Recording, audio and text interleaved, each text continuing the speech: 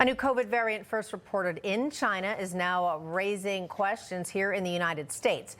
The strain known as NB181 triggered a wave of hospitalizations overseas, and it is beginning to spread across multiple states here in the United States. You can see that on the map. Now, while public health officials are urging everyone to remain calm, there are, of course, concerns that this strain could cause a summer surge, particularly with the elderly and immunocompromised, as usual, most at risk. So far, we know of less than 20 cases across the United States, and the CDC says it hasn't begun tracking the strain because there are not enough known cases. However, we're going to talk about it right now. Former White House COVID response coordinator Dr. Deborah Birx joins us today. Hey, Doc, good to see you. Good to see both of you. Absolutely. Talk about it. Should we be worried about, well, what's it called? NB181? Okay. Should we be worried about that?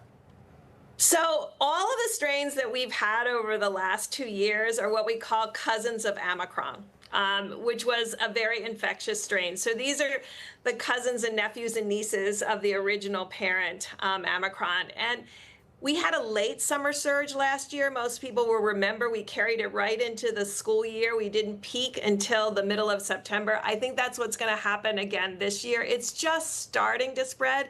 I don't see high wastewater anywhere in the country. It's only beginning to spread in the wastewater. That's the most early indicator in the West. So I don't see the South lighting up, which is usually the first group that spreads to in the summer. So really talking about a later summer spread, really seeing it in July and then into September, which gives us plenty of time to immunize those over 75.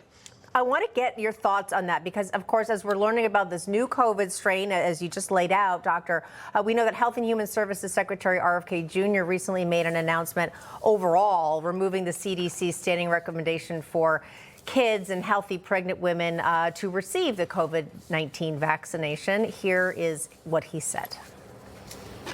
As of today, the COVID vaccine for healthy children and healthy pregnant women has been removed from the CDC recommended immunization schedule. Now, that doesn't mean that you can't have your children vaccinated or you can't get vaccinated yourself. But the CDC is pushing back, saying that parents should consult doctors for COVID shots for children, not necessarily agreeing with the secretary there.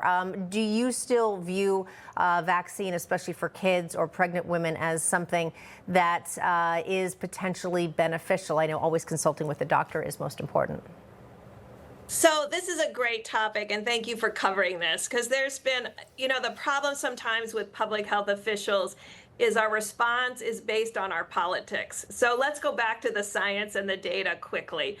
So in Europe, they stopped requiring COVID vaccinations for children almost 2 years ago. And why did they make that decision in a whole set of countries? They made that decision because these new strains, and remember how concerned we were with those early strains in 2020 that's called what we call a multi-system organ complex in young children, made them very sick, myocarditis also. Both of those things have decreased with these new daughters and sisters and nieces of Omicron. And so they're not seeing the same risk to a COVID infection in young children. And so they stopped requiring and recommending for children first under 5. And they're also decreasing immunizations of adolescents. Now, the question is about long COVID, and we have to really look at that. There haven't been any good long COVID studies in children since Omicron. So that's science that really needs to be done. So what HHS did is put us in the mainstream of the rest of the European recommendations in general, and not requiring, as you said, recommended is not requiring. So not requiring immunization as part of the entry for school, I sort of see people going to. Now, pregnant women are different. Right. Many of you remember when you are pregnant, they'll test titers for things like rubella. That's what we should be doing with COVID, because if pregnant mothers already have high titer to COVID, they don't need to get another vaccine. Well, that's good to know, and consult with your doctor. Always yeah, first, exactly. Right? I leave it to folks like you, Dr. Birx. Make the decisions for us here. We appreciate it. Thanks for coming on. Good to see you. Thank you. Great seeing both of you.